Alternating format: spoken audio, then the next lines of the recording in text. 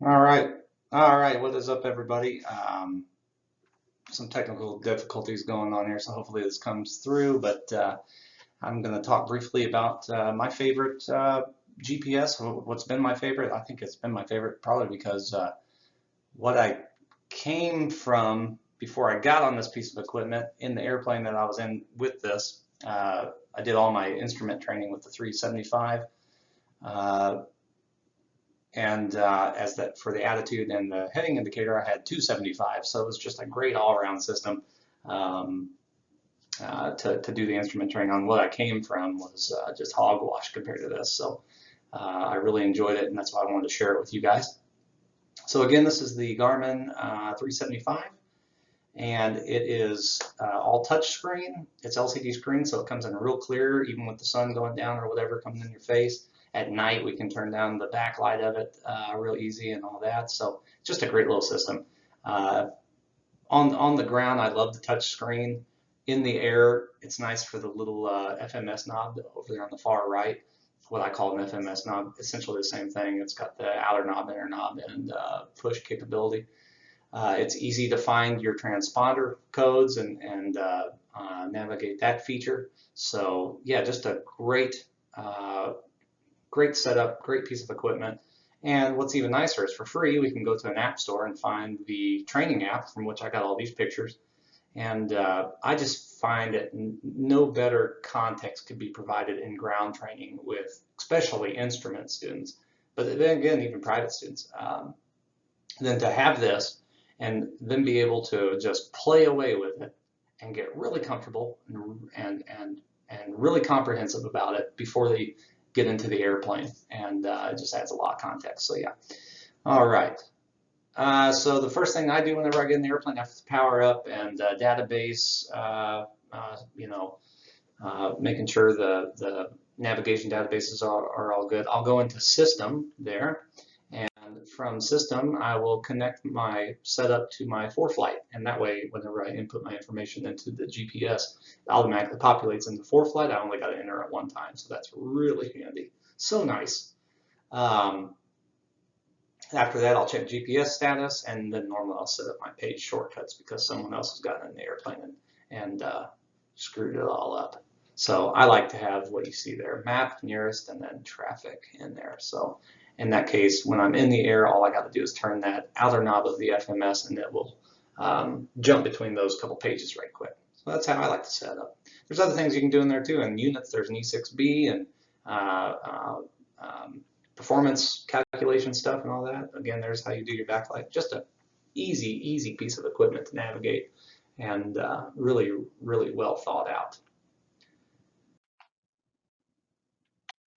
See if I can go through this. Okay, so I actually skipped one there. Um, but the slide before that, I would have showed you going back to the flight plan then. It starts you out where you are, obviously, like most do. Normally from there, I'll just enter in my destination. In that case, you can see in the background, it was St. Simon's Island, KSSI. From there, I can fly it like that if I want to, just fly direct.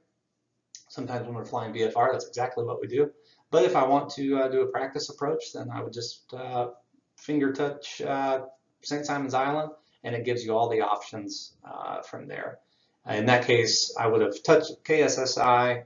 It would have given me the option to uh, do an approach or these different things. I clicked approach, and in that case, I picked the approach, and I think I picked the RNAV for 2.2, and you just click on that and then load it or activate it.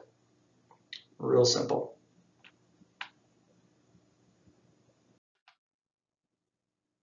Okay, slide 6 here. The here you can see we're on a north to south heading, and I think I put this in here because the next slide I'm going to show you is the plate. What I typically like to do is I'll press on menu in the upper left hand corner and orient it north. I just like everything in the airplane looking the same. I like my GPS and ForeFlight to be oriented the same as my plate is, and that just helps my mind stay on one track. So we'll see that. Yep.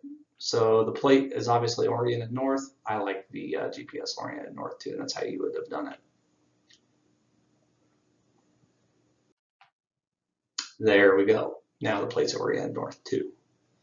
And that's how that works. All right, in this slide, let's just talk about a couple features real fast that you'll see on the screen. The real handy one being that blue and black heading line coming off the nose of the airplane. If there were a wind, that line would take that into account. So a strong right crosswind, for example, that line would be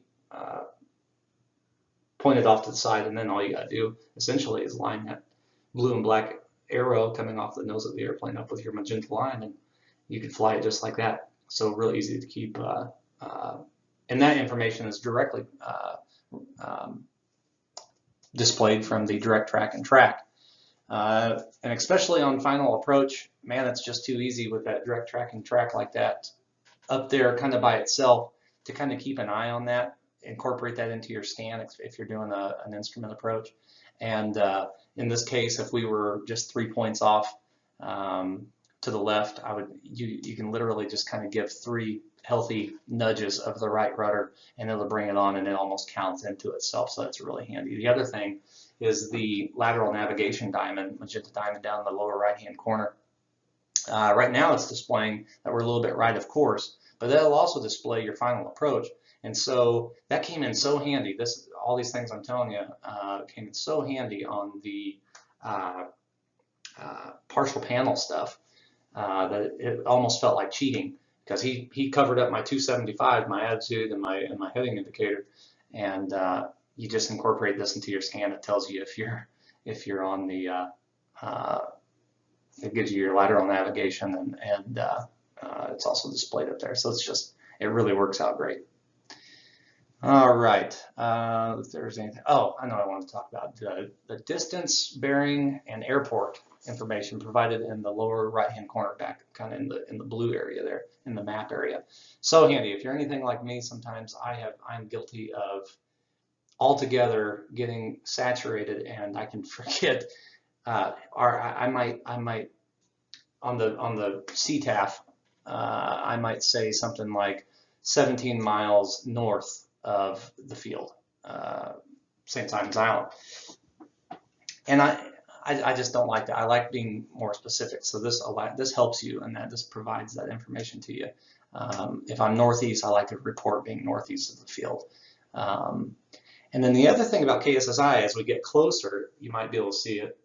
But the other thing about KSSI is it's in really close proximity to KBQK, which is, I believe it is KBQK, which is Brunswick Golden Isles. And it would be easy to look at the GPS if you got saturated, kind of workload was getting ahead of you or something like that, to look at the wrong field potentially and read off the wrong field, 17 miles northeast of Brunswick. That would be easy to do. And so, but with this, it makes it one last little thing you can take a look at and verifies where you're at and who you're talking to exactly. So I just found that super handy. Simple, but very handy. And then the next slide, we'll also see that, like most GPS displays, you can see traffic. There you go, there's traffic just off to our port side there.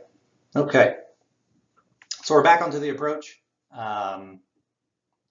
And we're 7.6 nautical miles from Caxby, the final approach fix, displayed by the over to the right, bottom right, with that F next to it.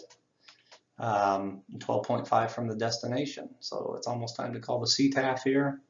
And if we wanted to, if we were VFR, for example, we could go back to this. We could go back to the home screen, and under airports, it actually gives us the ability to see all the frequencies there. So if our iPad overheated, for example, and shut down, and that's what we were getting all of our frequency from with our plate and everything, we could go to the GPS waypoint information and get all our frequencies there. So it's a great backup. Here we also get text as we get closer to our transition points. We get textual instructions. So that's very handy. It usually gives it to you in plenty enough time to get it bugged into your instruments. All right. Yep, there's our textual instructions. As we hit our missed approach point, again, the over to the bottom right, runway 22 is identified as our missed approach point. And just at the touch of a button, we can activate the mist. Too easy. Real simple. Pay no attention to my flying skills up there, my indicate airspeed, heading, and altitude. I just used the buttons just to get me to where I needed to go for this presentation here. So no, I wasn't 800 feet at my missed approach point. All right. So just a great all-around system, easy to navigate. What makes it so great too is the free app that comes with it. That is really, there's no differences between the app and the what you find in the airplane. So it's just, for me as a student coming straight from private, you know, and only knowing the direct to function of stuff, it came in really handy that this thing was so easily navigated. And what I found too is that even though this might be a lot different from the 430, it did give me a confidence in the so the buttonology is different, but a lot of the wording is the same, so I can still navigate. Whenever I did go to navigate the 430, it came fairly simple. It wasn't overly difficult, just a little bit different. All right, and those are the different models that are available to you. So there's more than one. It's just great, and you can see where I got it from. And before this gets too long, I'm going to cut it off. Thank you guys for paying attention. Appreciate it.